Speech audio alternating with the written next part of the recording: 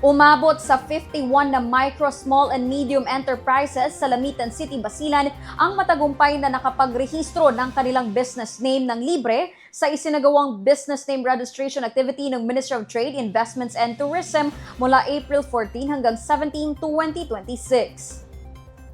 Pinangunahan ng MTIT Basilan Provincial Office ang aktibidad bilang bahagi ng programang Building Relation for Inclusive Development, Growth and Economic Empowerment o BRIDGE na layong ilapit ang mahahalagang serbisyo ng pamahalaan sa mga lokal na negosyante. Sa pamamagitan ng inisyatibong ito, ginagabayan ng MSME sa pagtupad ng mga pangunahing rekesito sa pagpaparehistro na isang mahalagang hakbang upang maging formal ang operasyon at mapalago ang kanilang mga negosyo. Para sa maraming maliliit na negosyante, matagal ng hamon ang pag-access sa ganitong serbisyo dahil sa layo, gastos at kakulangan ng impormasyon.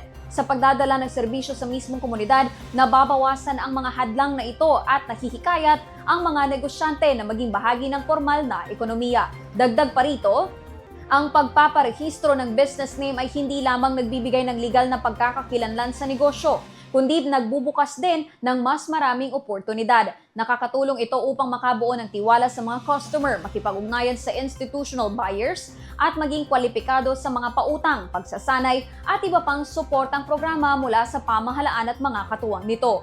Sa pamamagitan ng Bridge Program, patuloy na pinalalakas ng MTIT ang pakikipag-ugnayan nito sa lokal na antas sa pamamagitan ng pagtukoy sa pangangailangan ng MSMEs at magbibigay ng mga serbisyong tulad ng business registration, access sa financing, skills training at market support. Habang patuloy na pinalalawak ang mga programang ito sa buong Bangsamoro Region, hinihikayat ng MTIT ang MSMEs na aktibong makilahok at samantalahin ang mga serbisyong iniaalok.